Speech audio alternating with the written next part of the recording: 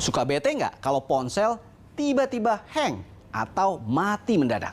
Pas lagi butuh-butuhnya buat kerjaan atau komunikasi sama keluarga dan kerabat, malah ngadat. Ya udah deh, kalau kantong cekak, mau nggak mau benerin tuh ponsel ke tempat reparasi. Abis seminggu emang sih penyakitnya hilang.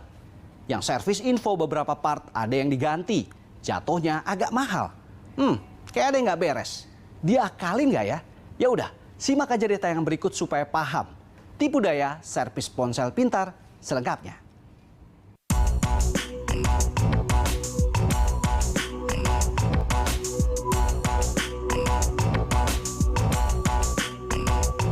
Ponsel pintar menjadi piranti yang tidak bisa jauh dari kehidupan manusia modern.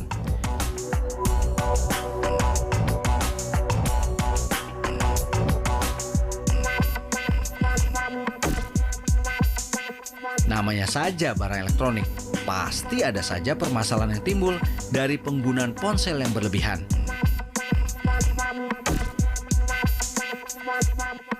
Jasa reparasi ponsel dipercaya jadi salah satu solusi mengatasi persoalan yang ada.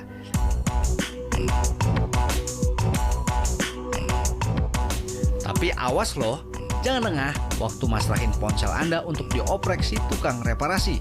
Karena seorang informan bagi-bagi cerita sumbang dari bisnis ini.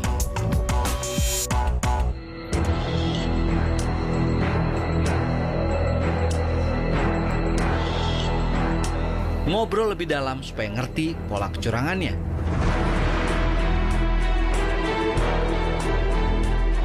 Itu yang kita sempat obrolin itu gimana Mas, yang kemarin di handphone itu Mas? Dari handphone saya itu yang tadinya saya bawa ke counter itu dalam keadaan memang sih ngehang ya, lemot ya.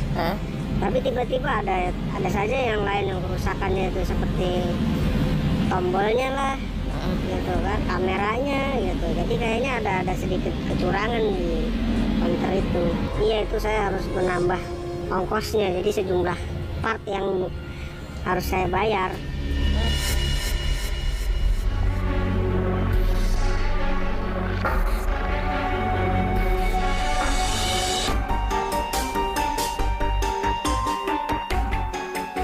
Paling gampang untuk jadi bukti, sebuah ponsel pintar kami jadikan tumbal.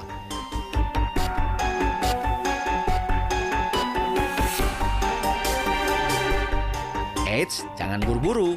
Sebelumnya beberapa komponen penting di ponsel ini seperti IC mesin, layar LCD, dan kamera ditandai supaya kalau dilicikin bakal ketahuan.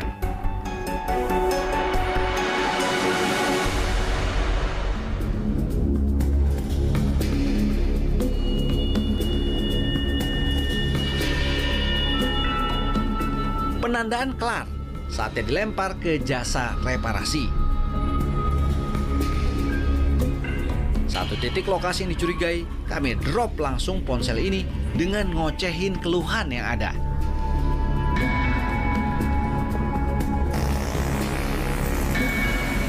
Mas, ya, aku mau servis handphone. Ini kebetulan handphone aku mati. Ya. Kira-kira bisa nggak? Nah ini pas kebetulan tutup ya. Kalau ngerjainnya besok gimana? Nanti Ya, boleh. Berapa lama? ya nanti saya kabarin aja, Masnya tinggal kontak ya. Boleh. Oh, ya ini ya analisanya saya sih ini kemungkinan ya di LCD-nya nanti bisa yang kena, tapi nggak tahu lah. Itu analisa saya awal itu. Yo, gitu. Ya coba aja tolong diperiksa dulu. Nanti kabarin ya Mas ya.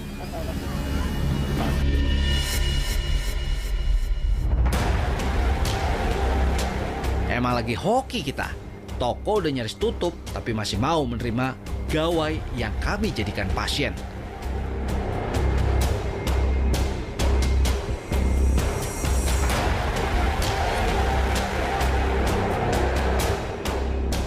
Pengen tahu dong cara ngakalinnya?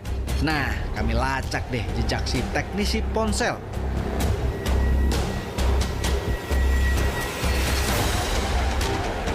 Lewat sebaran jaringan yang kami miliki, kediaman sang teknisi ponsel didapat.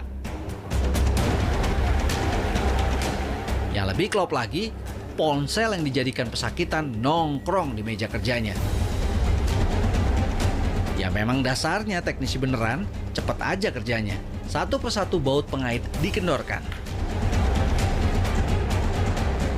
Ini kenapa mas katanya mas? Kata yang punya ini mas rusaknya. Jadi kemarin katanya yang rusak itu jatuh, sempat jatuh ya. Kayaknya parah juga ini jatuhnya. Jadi sampai kamera tuh lepas nih dari konektornya. Mana ini? Ini. Jadi tadi dibongkar langsung nggak connect ke konektor mesinnya. Jadi oh ini sama ada ini konektor lens ya. Parah ini. Konektor apa itu mas? Ini untuk wilayah. Jadi harusnya kan agak masuk ya. Harusnya masuk begini.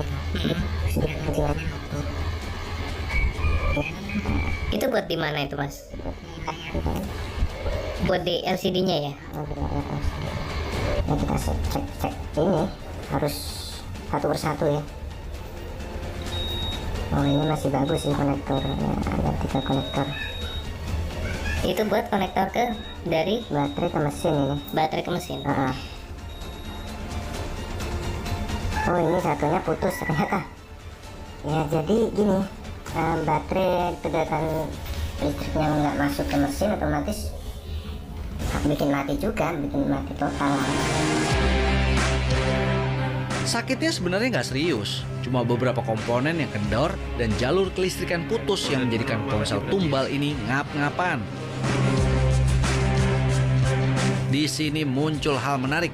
Sang teknisi tiba-tiba nelpon pemilik ponsel dan nggak sadar ponsel Genius yang lagi diopreknya adalah milik kami. Belaga pilon, kuping kami buka lebar-lebar, ngecek ngomongin apaan nih si teknisi. Kalau menurut saya dari tak cek barusan itu ada kerusakan di bagian mesinnya om. Kalau urusan data itu kan harus kondisi mesin nyala dulu. Nah itu ternyata di LCD-nya itu retak juga. Udah kayak tersihir, si pemilik ponsel dipaksa untuk mengiyakan ocehan sang teknisi dalam pergantian part yang dinilai rusak. Jadi mau diapain ini mas?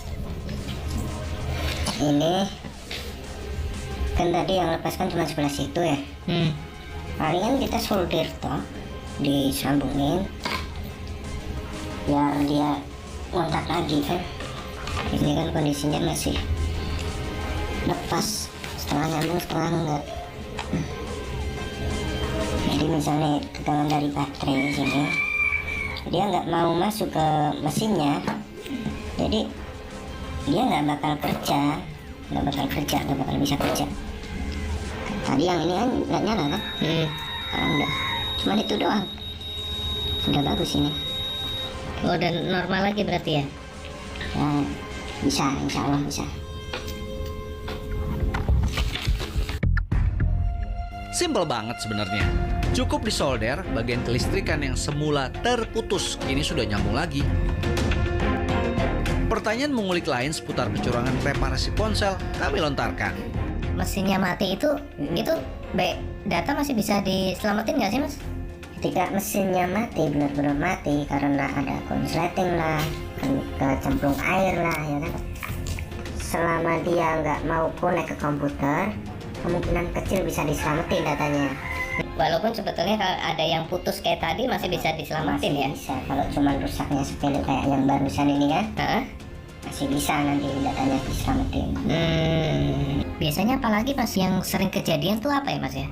Kalau dari ini ya sudut pandang teknisi nih, misal kayak ada yang rusak yang lain harus ganti IC lah. Apalagi IC itu kan paling sering dimanfaatin para reparasi untuk menarik keuntungan lebih banyak. Statement yang amat mengejutkan. Tapi kalau dilihat-lihat ada kecocokan saat dirinya memaksa si pemilik ponsel ini lewat obrolan di telepon beberapa saat lalu.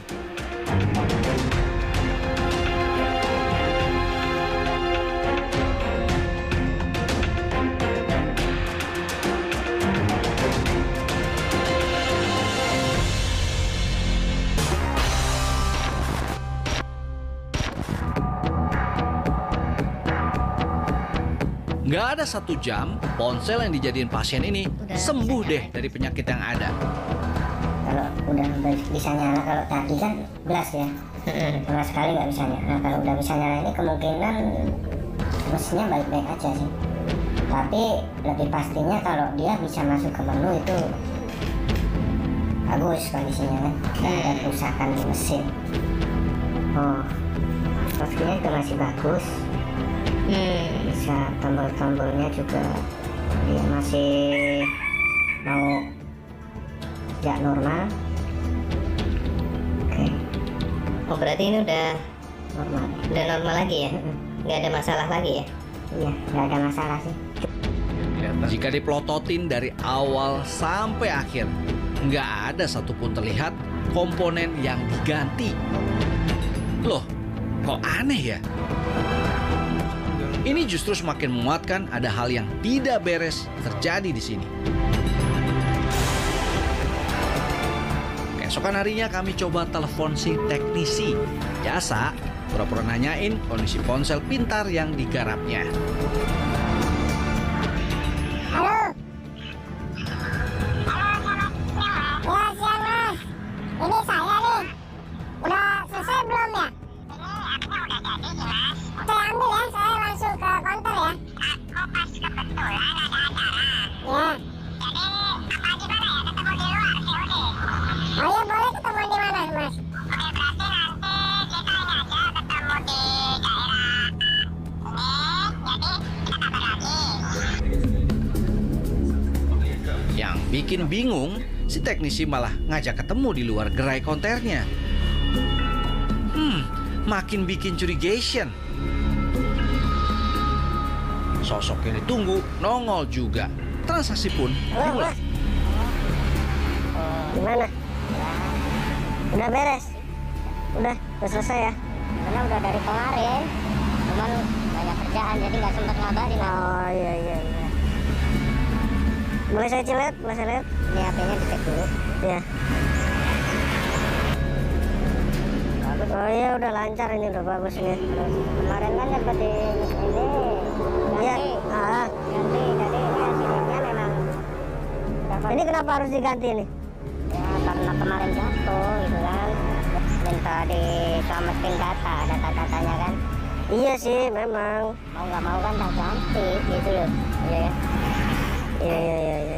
Ini jadi berapa ini semua? Saya hitung itu 450 ya, cuman ya karena masnya juga COD, hasilnya 425 gimana?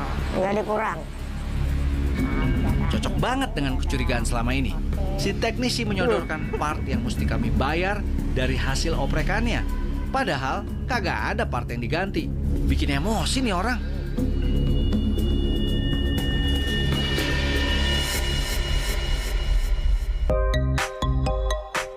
Cerita miring seputar dunia reparasi ponsel pintar ternyata nggak hanya kami yang ngalamin. Di panggilan akrab cewek yang lagi nyelesain tugas akhir di salah satu perguruan tinggi ini emang nggak bisa lepas dari kebiasaannya ngoperasiin ponsel pintar yang ia miliki. Kepraktisan dalam berkomunikasi maupun penyimpanan data-data privasi menjadi alasan kuat baginya pilih smartphone sebagai sohib dalam semua aktivitas. Cukup panik sih waktu itu, soalnya beberapa kegiatan tuh membutuhkan smartphone kan. Terus saat itu yang rusak, yang dalam kerusakannya itu ada di LCD. Beberapa bulan smartphone saya mengalami kerusakan tapi di bagian yang berbeda. Itu di counter kedua itu disarankan untuk ganti LCD juga. Terus saya langsung bilang aja, kemarin habis diganti LCD tapi kok sekarang minta ganti LCD lagi. Terus dijelasin kalau diganti tapi tidak dipasang dengan teliti, dengan baik, nanti bakal nimbulin kerusakan di komponen lain. Krusial sih kalau misalnya smartphone dibenerin di tempat asal, terus takutnya data-data penting yang harusnya itu kita aja yang tahu, orang lain juga bisa tahu. Fakta ini nyadarin kita agar waspada terhadap kemungkinan buruk aksi curang jasa reparasi nakal. Butuh Untuk bukti lanjutan, kami bawa ponsel ini ke salah satu counter yang kami yakini profesional dan mengedepankan kejujuran untuk ngecek ulang si ponsel pintar. Heru, seorang teknisi jagoan yang sudah menekuni dunia reparasi ponsel pintar lebih dari 7 tahun lamanya. Smartphone ini lantas dibongkarnya. Hasilnya, ya itulah, kena kita ditipu.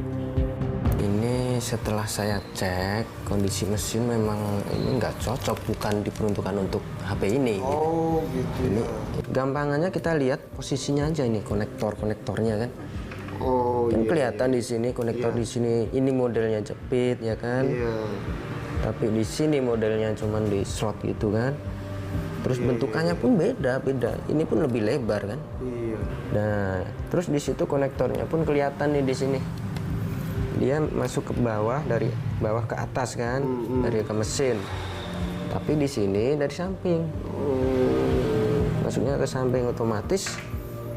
Iya. Secara fisik pun kita bisa ngelihat bahwa ini bukan Punya ini ya. oh iya benar, bukan spare part bekasan dari sini. Terus saya lihat memang kondisi mesin pun dia masih ori.